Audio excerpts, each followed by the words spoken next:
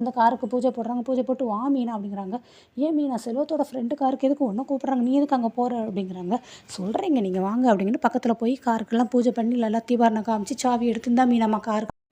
என்ன மீனா கார் கீயை உன் கையில் கொடுக்குறாங்க. இது செல்வத்தோட ஃப்ரெண்டுக்குலாம் வாங்கினது அப்படிங்கிறாங்க. ஆமாங்க அப்படின்னு சொல்லும்போது பக்கத்தில் அவங்க அம்மா சொல்லிடுறாங்க. மாப்பிள்ளை இது உங்களுக்காக தான் மீனா வாங்கியிருக்கா. இது உங்கள் கார் தான் மாப்பிள்ளை அப்படிங்கிறாங்க. ஏன் காரா? என்ன மீனா என்ன சொல்கிற அப்படிங்கிறாங்க. ஆமாங்க அண்ணே உனக்கு இது அவ்வளோ பணம் அப்படிங்கிறாங்க. நம்ம தான் மாலை கட்டணும்ல, மாலை கட்டலாம் வந்தால் காசுன்னு எல்லா காசும் இதுலேயே போட்டுட்டியா அப்படிங்கிறாங்க. மீனா வண்டையாட்டாங்க. ஸோ 2 பேருக்குள்ள ஒருத்தர் புரிதல் நடக்குது. ஸோ ரொம்ப வந்து அவங்களோட தங்கச்சின்னு சொல்கிறாங்க. மாமா நீங்கள் வந்து வெளியில் இப்போ ஆட்டோ ஓட்டிகிட்டு இருக்கீங்க, அதனால தான் எங்களுக்கெல்லாம் மனசு ரொம்ப கஷ்டமாக இருக்குது. அதனால தான் நீங்கள் கார் பழையபடி கார் கெத்தா ஓட்டணும்னு சொல்லி கார் வாங்கியிருக்கோம் அப்படிங்கிறாங்க.